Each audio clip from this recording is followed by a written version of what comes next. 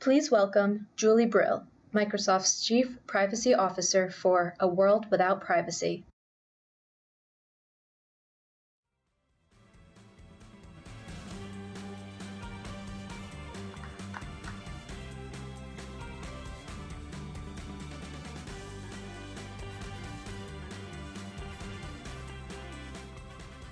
Hello.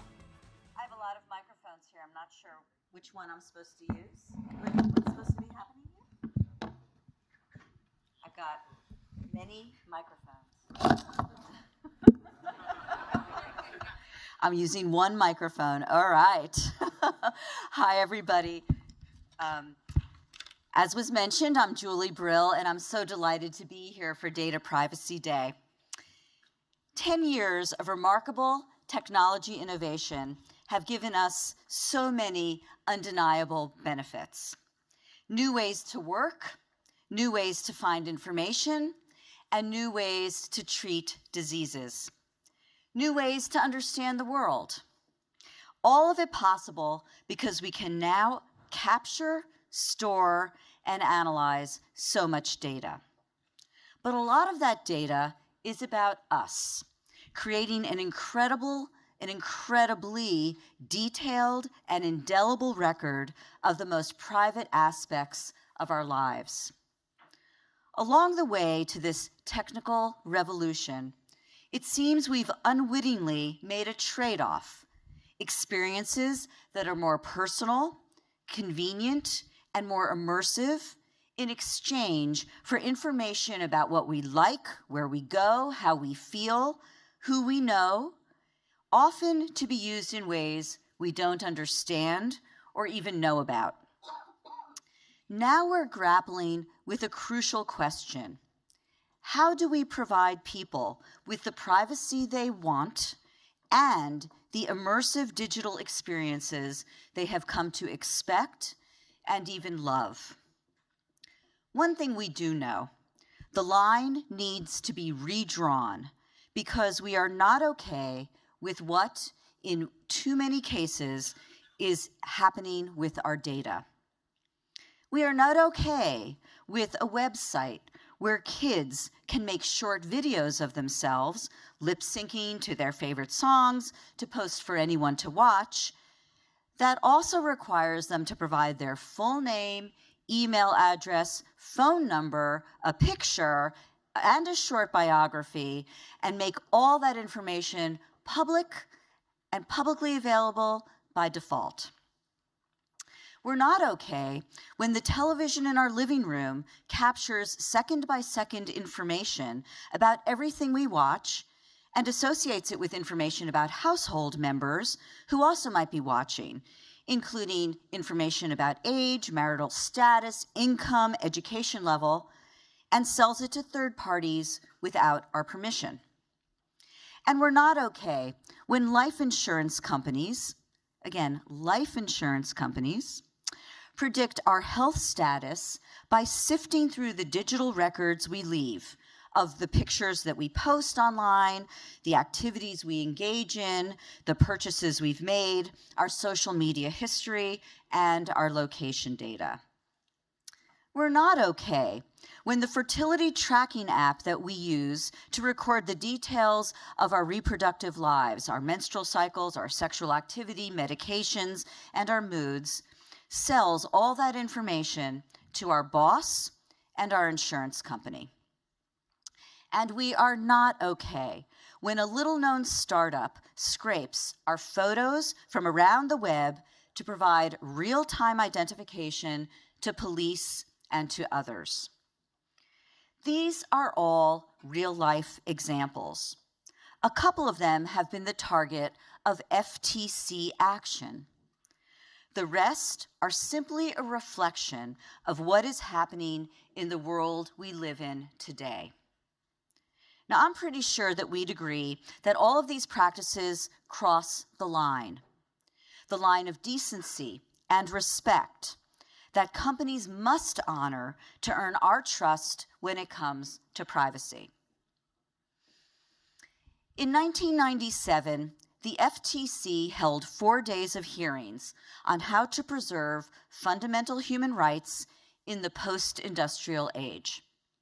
In the throes of a heated debate between civil libertarians and business executives, one of the FTC's commissioners asked, "Where should we draw the line?"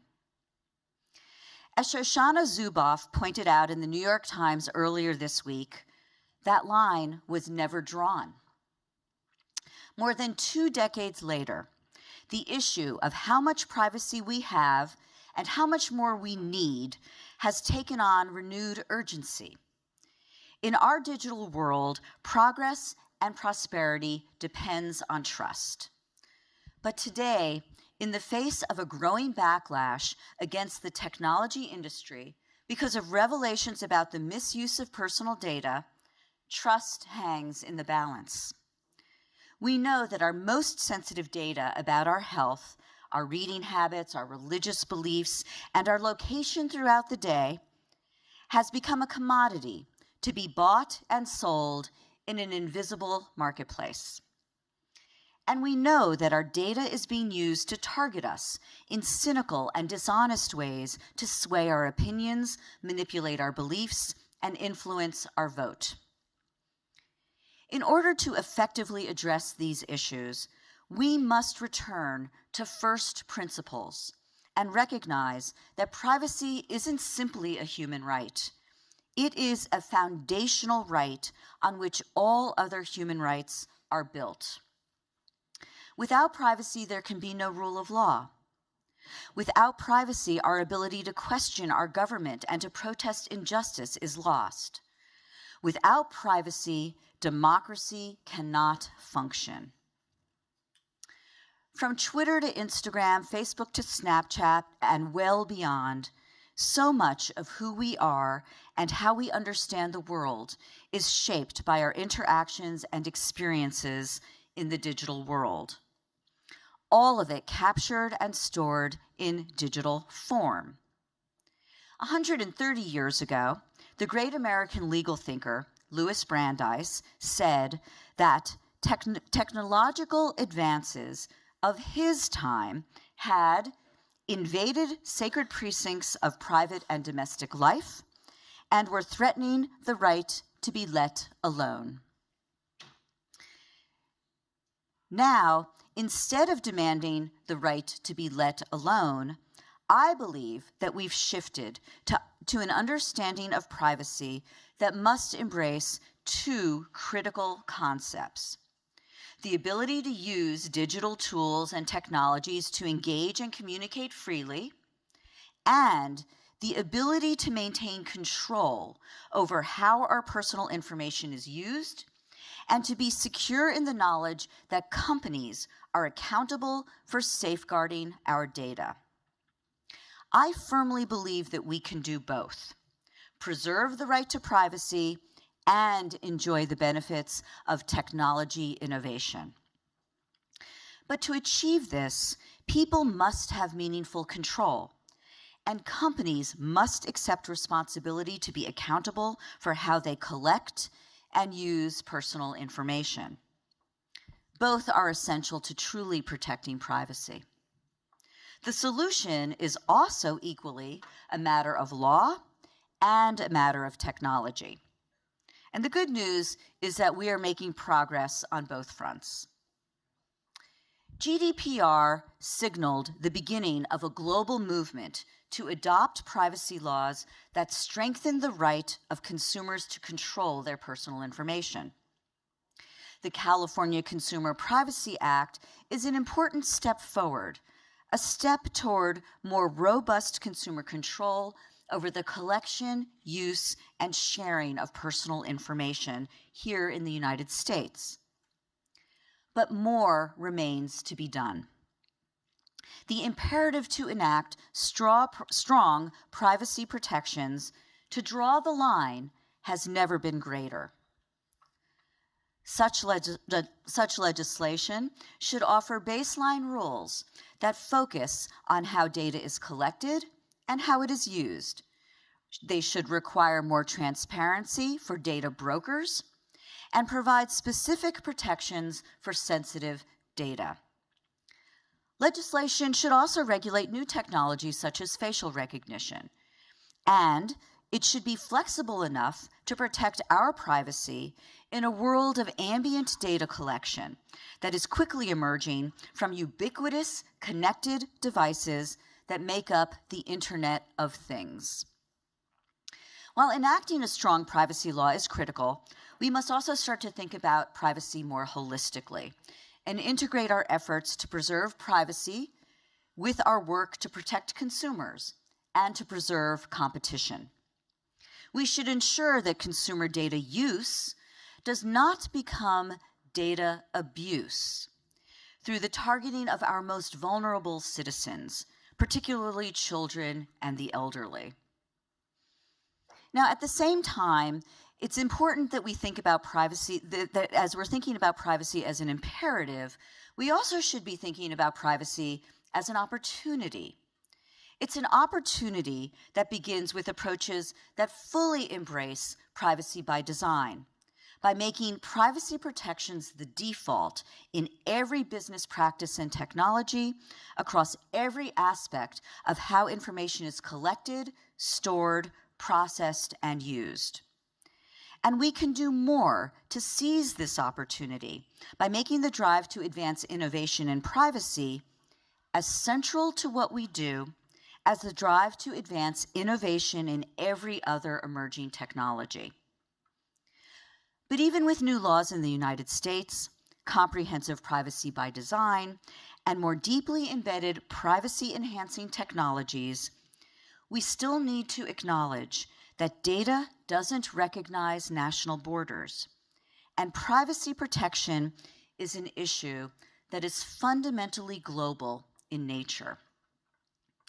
Dr. Martin Luther King Jr. famously said, "A threat to justice anywhere is a threat to justice everywhere." So too with privacy. A threat to privacy anywhere is a threat to privacy everywhere. As we move forward, we need to work toward an international understanding of how we will implement this basic human right to privacy in our digital world. Now, I know achieving this won't be easy. While the need for privacy is fundamental to every human being, how we translate this need into a right that is protected by strong laws and technology will vary across cultures and across nations. Working through these differences around the world will require a slow, careful, and deliberative process to establish global privacy norms. But the benefits will be more than worth this effort. So, where do we draw the line between privacy and innovation? I think we can all agree that it is not okay to share the names and addresses of children under 13 with millions of strangers. And that if the website we use to keep track of our reproductive health provides that information to our boss, there's no doubt that we will feel rightly violated. Here in 2020, let's finally embrace this critical task of drawing the line.